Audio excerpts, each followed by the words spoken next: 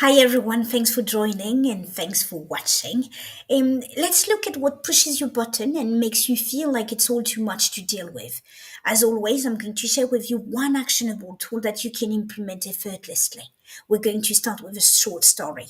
Let's say you're having trouble sleeping, replaying how stressful the day was. One, the alarm goes off, reminding you another day is starting. Two, expecting a call to announce how disastrous the day will be. Three, wondering how much criticism and yelling you might face. Four, you go round and round in your mind about how much you hate your job, how much you hate your boss, your life. Five, you put more pressure on yourself to be more and more productive. Six, texts popping in up and on your phone.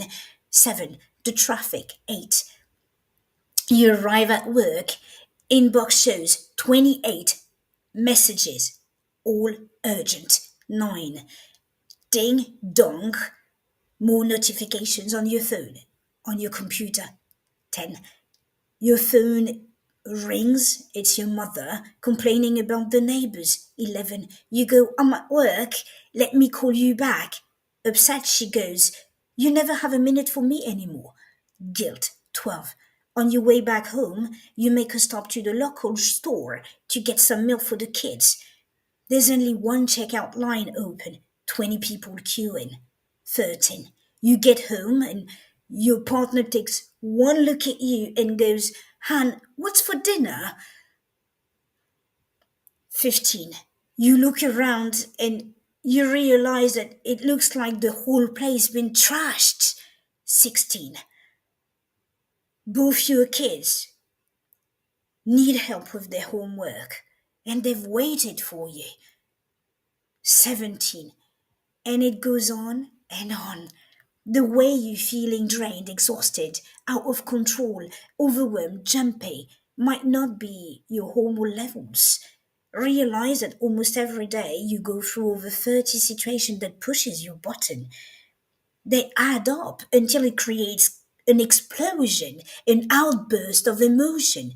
You go, you just lash out because it's too much. It gets too much. Understand that what comes first isn't the feeling, but the thoughts. Triggers are based on thoughts that we have repeated to ourselves long enough to become beliefs. Based on those thoughts, we assign ourselves certain roles, and those roles constitute how we behave and communicate with the world. But you can change how you experience those moments by communicating differently and replacing limiting beliefs. You see, most people, when they want to change something, they go, I don't want this anymore, I don't want this anymore. But by focusing on what they don't want or what they lack of, they trap themselves. And just like that, they start believing they have no control and can't get out of the situations they're in. Instead, replace the thought by changing the channel, much like you do with the TV. Make what is unconscious conscious so you know when to change the channel. Before reframing anything, identify the thoughts and the role attached to it. For example, if you tell yourself, if I can't do this, it means that I'm not good enough. So I must get this right.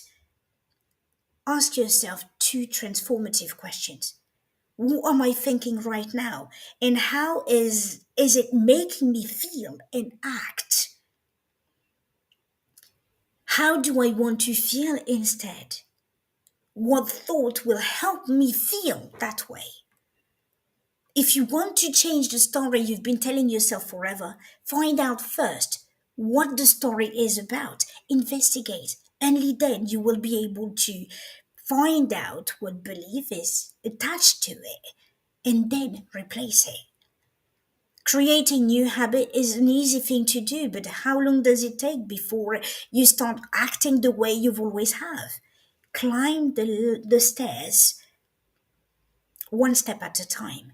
Don't just jump to the fifth one. If you want to make lasting changes in your life, understand first what triggers you and why.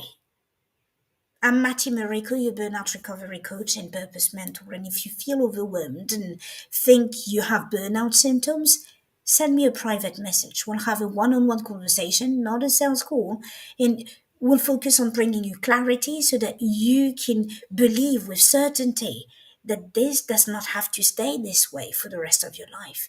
Don't be shy. Leave a comment and encourage women to give themselves permission to live instead of just surviving, just by sharing this training with your network. I'd love to hear your thoughts because your feedback will help me address your needs in future sessions. So share your reflections and questions. Thanks for watching. See you next Friday. Much love to you all. Bye.